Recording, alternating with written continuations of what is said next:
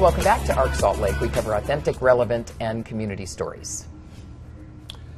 Well, first of all, the government shutdown, as we know, is heading into its third week. It could start to impact people who rely on SNAP to feed their families. Yeah, that is the food stamp program. If the shutdown continues into November, 86,000 Utah households will not get those SNAP benefits.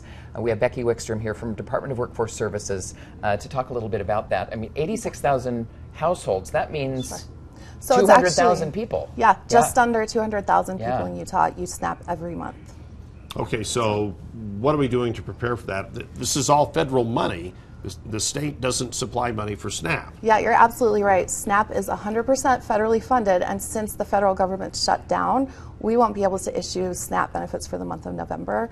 I mean, the other thing that could happen, and we're not certain, but it's a possibility, that if this extends beyond November 1st, even customers who have a balance on their card from a prior month may not be able to use it because it may interrupt all SNAP services. Oh, who qualifies for those SNAP benefits? So people go through an eligibility process and qualify by income and family need, and so we go through all of that and then determine eligibility, and then they're able to use SNAP to help feed their family. And is it like a sliding scale? It certain is. Amount they get for Certainly. How many kids they have and their income, it's all based on that? Exactly. Okay. Exactly. Okay, now the state has a rainy day fund of I think $1.9 billion. Right. Has there been any talk about maybe the state helping out if this is prolonged? That's a good question for lawmakers. I mean, from our level, we are making sure they have all the information that we have from Washington so they can make those decisions. Unfortunately, right now, we're not hearing that state funds will be used for this federal benefit. We heard from Utah Senator John Curtis that the effect on the SNAP benefits could be a pinch point for some lawmakers to change their mind. If there's some Democrats to realize that, hey, if these people are going to lose these benefits, maybe we should rethink. Yeah, I mean, this isn't just in Utah, right? This is happening nationwide, and we would certainly hope that this gets resolved as quickly as possible so that we can help families with the food that they need to buy to support themselves. So what can people do to maybe help out if this deadline isn't met with any action? Yeah, so right now, the best thing people can do is prepare, right? We're coming up on November. We live in communities where there's generous resources available, so we hope that they're able to tap into those, and they can call 211 or go to the 211utah.org website and find food pantries and meal sites and other resources that can hopefully fill the gap. Now, what about your office? Are you getting flooded with calls now? Or yeah. I mean, the word's got to be out there, and the impact even being felt now. Absolutely, and I mean, we don't have a lot of answers because things are still in flux at the federal level, but we will keep customers as updated as we can so that they can make preparations. So far with the government shutdown, what about federal workers who are working with the SNAP program? Are they working? Are they being paid? Are they furloughed? Do you know? That's a great question. That's your connection. Yeah, with the exactly. money. And I actually don't know what's happening there. I'm sure they're in a difficult situation, just like our SNAP customers unfortunately are.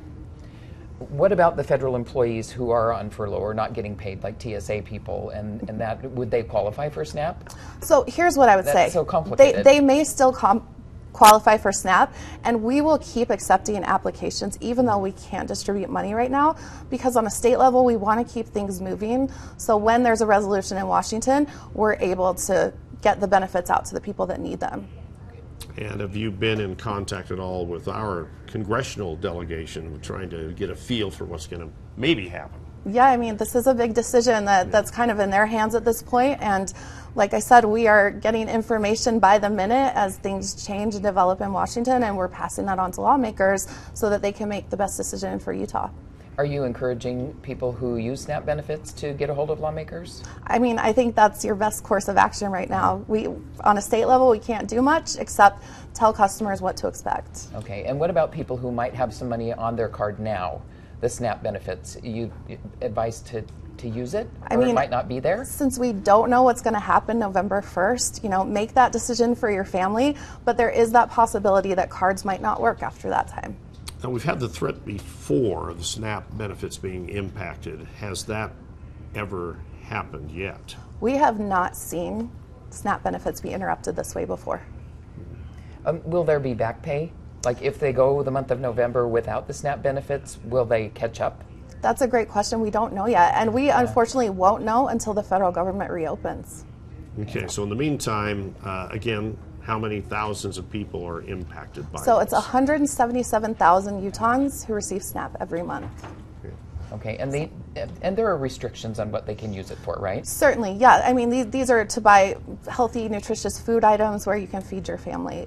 But a lot of people rely on that to help cover their costs that they have. Yeah, so how do you monitor that, the use for? Is it just when they go to the store, they let you know what is eligible Yeah, and what that's is not? exactly how Okay. it works. So you can still purchase other items, but SNAP items are sort of a little bit restricted.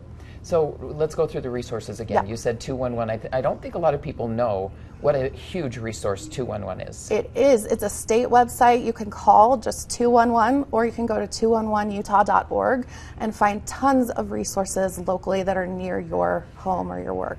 I heard a story of a woman who was blind and had no food in her pantry, and a friend called 211, and they delivered food to her door. We hope that happens. Incredible resource. We, like I said, we live in a generous community, and hopefully we can help people that are struggling right now. Okay, we'll be watching very closely what happens in Washington the Thanks next so much. several days. So, Thank you. yeah, thank you very much. Yeah. Appreciate you being with us. Thank you.